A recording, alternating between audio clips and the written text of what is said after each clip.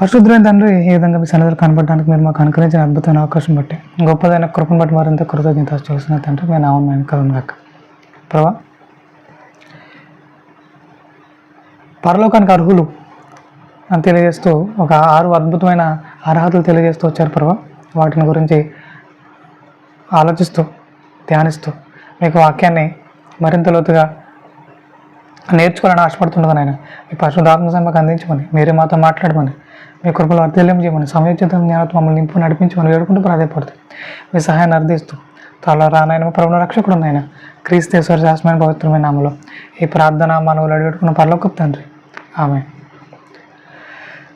ప్రియమైన వాళ్ళారా, ఈ విధంగా మరొకసారి కలవడానికి దేవుడానికి గురించిన అద్భుతమైన అవకాశం బట్టి దేవునామం మేము కలవను కాక. ఈరోజు ఆల్రెడీ మీరు ఇప్పటికే 3 సెషన్లు విన్నారు. చాలా అద్భుతంగా వాటి యొక్క లోతైన భావాలని నేర్చుకోవడం జరిగింది. ఈరోజు కూడా ఒక అద్భుతమైన విషయాన్ని నేర్చుకునే ప్రయత్నం చేద్దాం.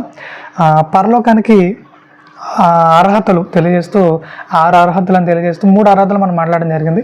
ఈరోజు 4వ అర్హతగా ఏంటిది అనేది తెలుసుకుని మనం ముందుకు తీసుకెళ్లే ప్రయత్నం చేద్దాం.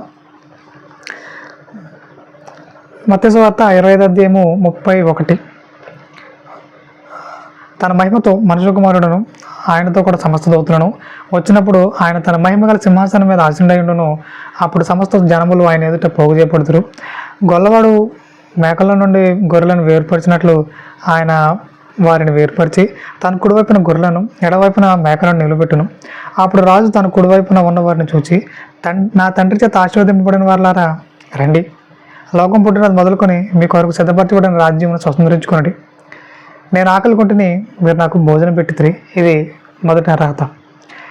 నేను దప్పికొంటిని, నాకు దాహం ఇచ్చితిరి. ఇది 2వ అర్హత. పరదేశినేంటిని, నన్ను చేర్చుకుంటుని. గత వీడియోలో మీరు అది విన్నారు. చాలా అద్భుతమైన సందర్భం. ఇక 4వదిగా దిగంబరినేంటిని, నాకు బట్టలు ఇచ్చితిరి అంటున్నాడు. ఏమంట? దిగంబరినేంటిని నాకు బట్టలు ఇచ్చితిరి అంటున్నాడు. ముఖ్యంగా ఈ సందర్భాలన్నీ కూడా ఈ కాలమానాన్ని చూచి మనం అన్వయించుకోవడం కాదు, కానీ ఆ కాలంలోకి వెళ్ళిపోతే ముఖ్యంగా అక్కడ ఉన్న ప్రదేశం చూసుకుంటే ఇజ్రాయేలు పరిసర ప్రాంతాలు ఏవైతే ఉన్నాయో అవన్నీ కూడా విపరీతమైన చలి ప్రాంతాలు, విపరీతమైన మంచు కురిసే ప్రాంతాలు అవన్నీ. సో అలాంటి ప్రదేశాల్లో, అలాంటి పరిస్థితుల్లో ఎవరైనా అక్కడున్న ప్రాంతాల వారందరూ కూడా చాలా దుస్తులు వేసుకొని కనబడతారు మనకి. ఎందుకు వీళ్ళు ఎన్ని దుస్తులు వేసుకున్నారు? సింపుల్గా టీషర్ట్ అండ్ ప్యాంట్తో ఎందుకు లేరు అని అంటే విపరీతమైన చలి అక్కడ నడుస్తూ ఉంటుంది. ఇప్పుడు కూడా అదే పరిస్థితి నడుస్తూ ఉంటుంది. ఎందుకనంటే అవన్నీ చలి ప్రాంతాలు, శీతల ప్రాంతాలు అవన్నీ. సో అలాంటి పరిస్థితుల్లో ఎవరైనా బట్టలు లేకుండా ఉన్నారంటే వారికి బట్టలు ఉంటేనే వారు చలిని తట్టుకోలేకపోతున్నారు. బట్టలు లేకపోతే మరి ఇంకెంత విపరీతమైన పరిస్థితి, ఎంత విపరీతమైన పరిస్థితి అది. సో ఈ విషయాన్ని మనం గమనించాలి. సో అలాంటి పరిస్థితి మన దగ్గర కూడా చలికాలంలో విపరీతమైన చలి నడుస్తున్న టైంలో ఎవరైతే బ్రిడ్జిల మీద ఇంకా రోడ్డు పక్కన ఎవరైతే ఉన్నారో వాళ్ళకి చాలామంది దుప్పట్లని, బట్టలని ఇస్తూ ఉంటారు. ఆ చలికి వారు ఇబ్బంది పడుకొని ఉంటారని వారికి దానంగా చేస్తూ ఉంటారు. సో వాటిని మనం జరిగించి చాలా సంతోషపడుతూ ఉంటాం. ముఖ్యంగా తీసుకున్న వారు కూడా చాలా సంతోషం వ్యక్తం చేస్తుంటారు. సంతోషం అయితే ఒకటి, ఇప్పుడు అలాంటి విపరీతమైన పరిస్థితులు ఎదుర్కొన్న వారికి మనం సహాయం చేయడం వల్ల దేవుడు మనల్ని పరలోకానికి అర్హులు అని అంటున్నాడంటే నిజంగా మనం ఒకంత పరలోకానికి అర్హులు అని అంటున్నాడంటే అయిపోయిందా? అందుకని అంటున్నాడు ఆయన, ఎవరైతే చలితో ఇబ్బంది పడుతున్నారో, ఎవరైతే దిగంబరు ఉన్నారో వాళ్ళకి మీరు వస్త్రాలు ఇవ్వండి, మీ వస్త్రాలు ఇవ్వండి, సరిపోతుంది. అక్కడితో మీరు పరలోకానికి అర్హులు అయిపోయారు, పరలోకానికి వచ్చేయండి అని అంటున్నాడు ఆయన. అదైనా మనం అర్థం చేసుకోవాల్సిన విషయం. ముఖ్యంగా బైబిల్ గ్రంథంలో చూసుకుంటే మొట్టమొదటి ఆదికాండంలో ఆదాము హవ్వలు దిగంబరులుగా కనబడతారు మనకి. అంటే వాళ్ళు మొదటి నుంచి దిగంబరులేనంటే మొదటి నుంచి దిగంబరులే, కానీ వాళ్ళకి ఎప్పుడైతే మంచి చెట్లు తెలుగు నుంచి ఫలం తిన్నారో అప్పుడు వాళ్ళు దిగంబరులు అనే విషయం వాళ్ళకి అర్థమైంది. వాళ్ళు లాక్కుంటారు. అంటే దిగంబరత్వం అనేది ఏదైతే ఉందో అదొకంత అవమానకరమైన పరిస్థితి.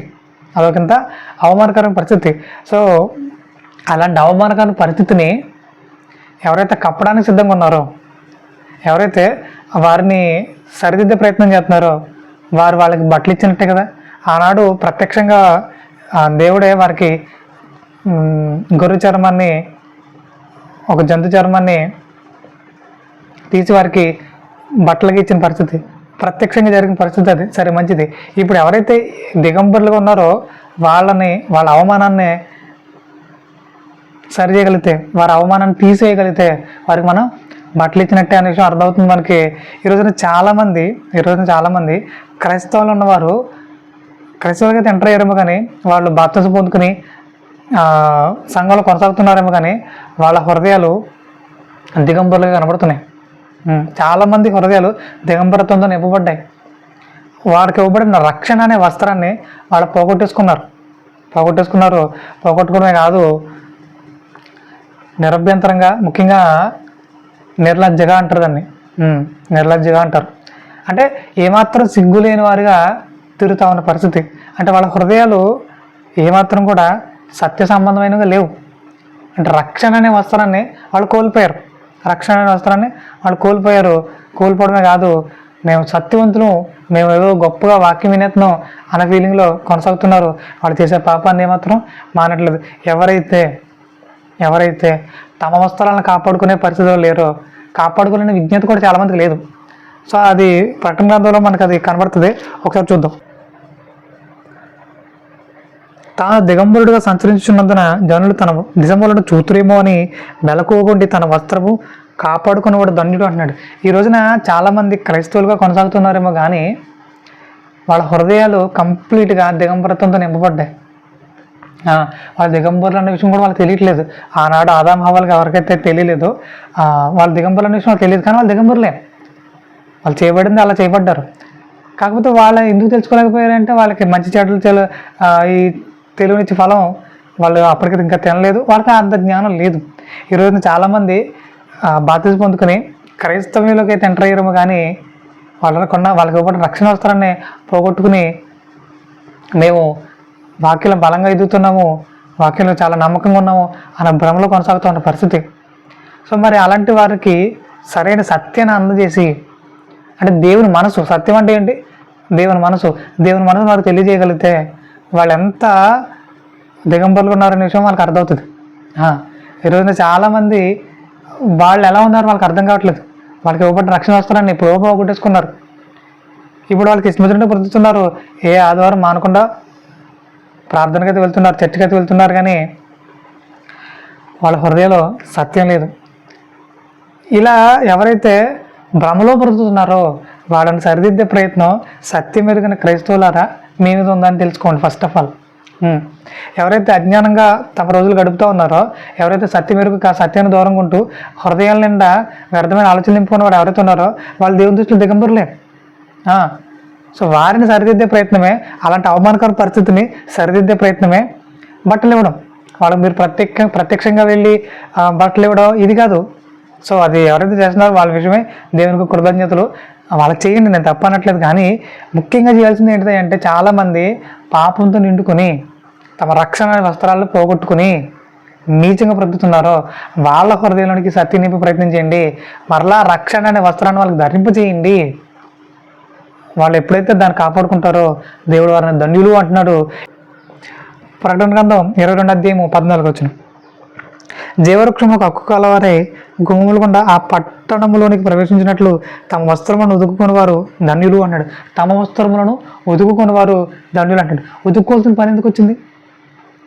వస్త్రాలు మరింత చిమ్మెట పట్టినాయి, మరింత భ్రష్టత్వంగా తయారయ్యారు చాలామంది. వారి వస్త్రాలు ఉతుక్కోవలొద్దా? ఇప్పటికైనా మీరు ఏదైతే వ్యర్థమైన ఆలోచన నింపబడ్డారో, ఇప్పటికైనా ఏవైతే నీచమైన అడుగులు వేస్తూ ఉన్నారో ఇప్పుడే వాటిని కట్టిపెట్టండి. సత్యంలోనికి అడుగులు వేసే ప్రయత్నం చేయండి. సత్య సంబంధాలుగా మారండి. సత్యానికి అనుకూలంగా బ్రతుకులు మార్చుకోండి. అలా కాకుండా ఏవైతే ఇంకా అవే నీచమైన అడుగులు వేస్తారో మీరు దేవుని దృష్టిలో దిగంబరులు అని అర్థం. మిమ్మల్ని దేవుడు దిగంబరులు అంటున్నాడు. ఇప్పుడే తన వస్త్రాన్ని మీకు ధరింపజేయాలనుకుంటున్నాడు. ఇప్పుడే తన వస్త్రాన్ని, రక్షణ అనే వస్త్రాన్ని, పరిశుద్ధత అనే వస్త్రాన్ని, దేన వస్త్రాన్ని మీకు ధరింపజేయాలనుకుంటున్నాడు. మరి మీరు ఎంతమంది సిద్ధం ఆయన ధరింపజేయాలనుకుంటున్న ఆ వస్త్రాన్ని ధరించుకోవడానికి? దేవుడు మీ అవమానాన్ని తీసివేయాలనుకుంటున్నాడు. మరి ఎంతమంది సిద్ధంగా ఉన్నారు మీ అవమానాన్ని తొలగించుకుని ఘనమైన పరిస్థితులు కొనసాగడానికి? ప్రియమైన వాళ్ళారా, రోజు రోజుకి మన ఆలోచన విధానం మారాలి. మరింత ఘనమైన స్థితిలో ఉండాలి. మన క్రైస్తవులని చెప్పుకుంటున్నాం అంటే అనేకులకు మాదిరిగా ఉండాలి. అనేకుల్ని సత్య మార్గం నడిపించే విధంగా, పరిశుద్ధ మార్గం నడిపించే విధంగా ఉండాలి తప్ప మనమే దిగంబరులుగా ఉంటే, మనమే నీచంగా తయారైతే ఎవరిని సత్యంలో నడిపించగలుగుతాం? కాబట్టి ఈ విషయాన్ని దృష్టిలో పెట్టుకోండి. ఎవరైతే రక్షణ వస్త్రాన్ని పోగొట్టుకుని దిగంబరులుగా తయారయ్యారో వారందరి హృదయాల్లో సత్య నింపే ప్రయత్నం చేయండి. వారి అవమానాన్ని కప్పే ప్రయత్నం చేయండి. నమ్మకంగా దేవుని కోసం నిలబెట్టే ప్రయత్నం చేయండి.